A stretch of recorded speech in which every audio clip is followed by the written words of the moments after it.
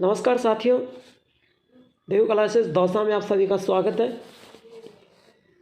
मैं लखन सिंह माल। आज राजस्थान सफाई कर्मचारी भर्ती 2025 की मैं बात करूं, राजस्थान सरकार का बड़ा निर्णय 30,000 पदों की घोषणा। भर्ती संविदा पर होगी या परमानेंट पर, सफाई भर्ती में आपको वेतन कितना मिलेगा, सारी जानकारी इस क्लास के माध्यम से देंगे। तो साथियों, क्लास को लाइक से ज़रूर करना। और ये जो सरकार ने जो तोहफा दिया है ना, वो किस तरीके से क्या है, पूरी बातें हम इस क्लास के माध्यम से जानेंगे। तो एक बार क्लास को लाइक से ज़रूर करें और चैनल को सब्सक्राइब करना।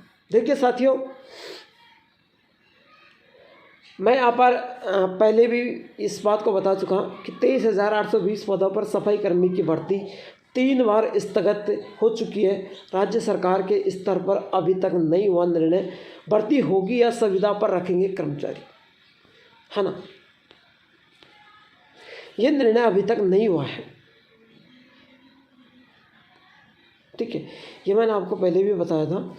और पूरी जो मैंने खबर आपको बता दूं कि राज्य के नगर निकाय में सफाई कर्मचारी भर्ती होगी,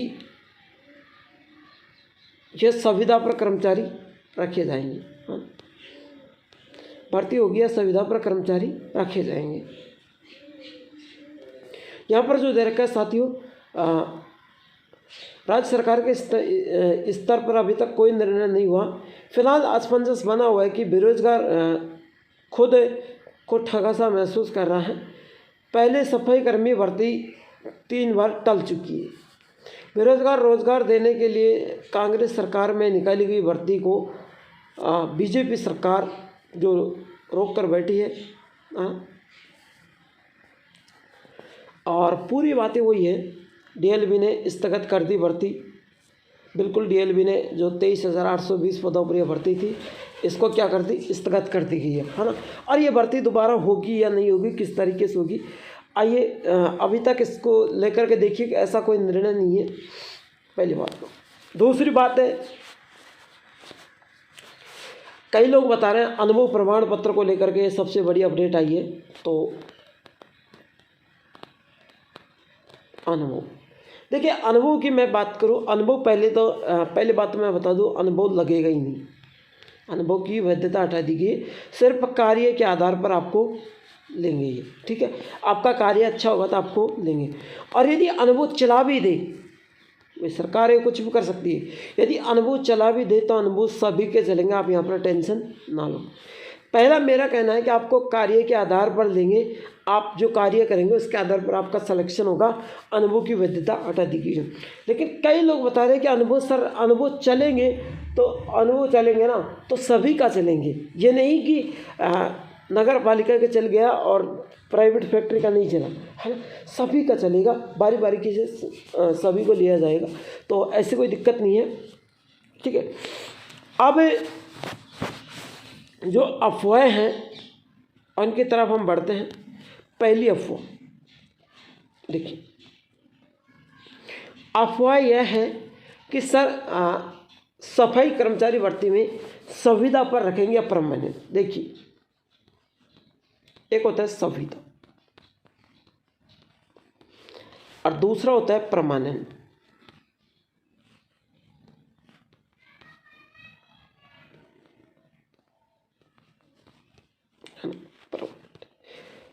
अब संविदा क्या है और परमानेंट क्या है, देखिए पहले हम परमानेंट को जान लेते हैं। परमानेंट एक ऐसी चीज है, परमानेंट का मतलब वैकेंसीज की बात करूं मैं, मान लीजिए आपने किसी भी कोई चीज़ किसी से उधार ली, है ना, कि भैया मैं 2-4 दिन में लौटा दूंगा।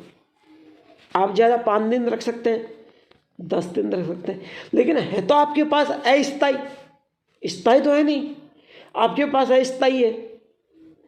तो अस्थायी है आपके पास, आपने किसी की मांग के लिए है ना, मांग के लिए अस्थायी आपके पास, तो वो तो होगी 10 दिन के लिए मांग के लिए, तो अस्थायी है अपने पास, वो एक संविदा रूप में है।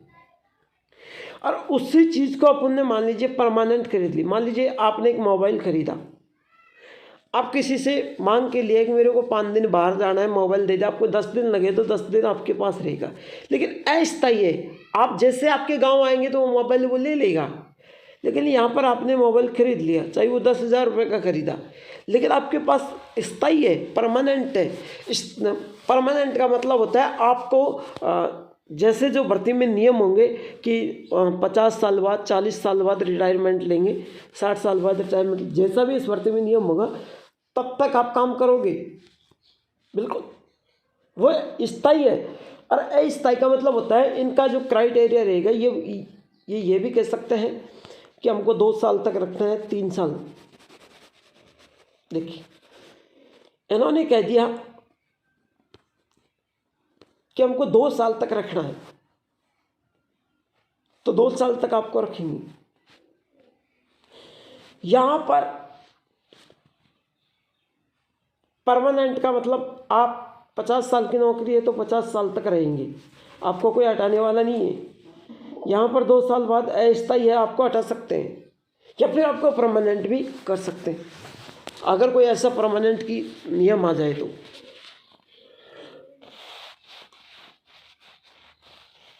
पहला आपका ये सवाल क्लियर। दूसरी जो अफवाह है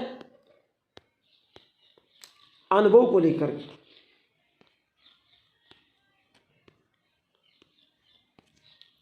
देखिए अब मैंने आपको अभी बताया था अनुभव, पहली बात तो चलेगा तो सभी का चलेगा,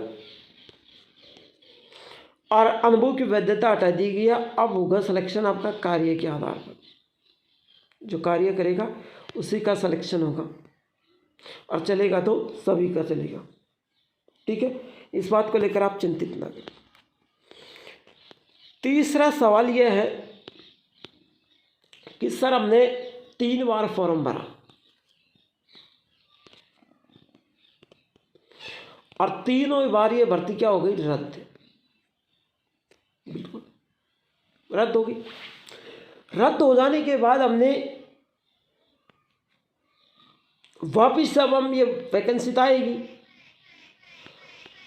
वापिस अब ये वैकेंसी आएगी तो इसमें हमारी जो फॉर्म फीस लगेगी या नहीं, फॉर्म जो फीस है वो लगेगी या नहीं। देखिए आपने जितनी भी फॉर्म फीस दिए हैं, जिन भाइयों ने पहले फॉर्म भर चुके और उन्होंने अपनी फॉर्म फीस दी है, उनका बिल्कुल 1 रुपये भी नहीं लगेगा। ई मित्र का चार्ज लगेगा मात्र 50 रुपये, उसके अलावा आपसे कोई भी पैसा नहीं लेंगे, ठीक है।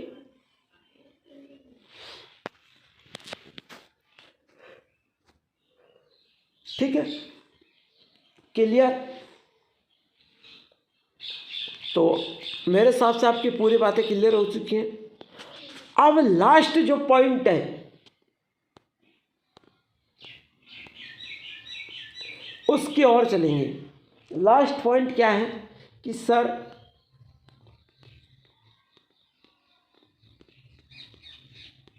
भर्ती कब होगी।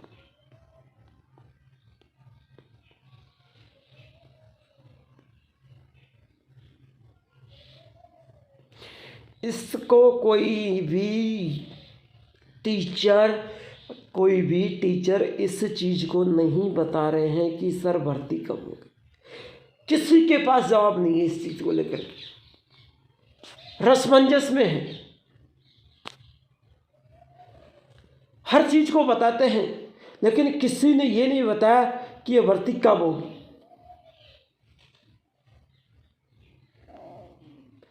है ना, इस चीज़ को लेकर कोई नहीं बता रहा, लेकिन मैं बताऊंगा ये भर्ती फरवरी में होगी।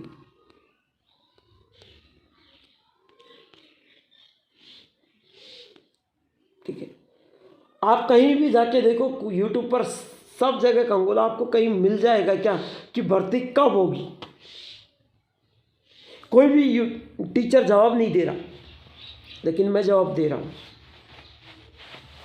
भर्ती फरवरी में होगी।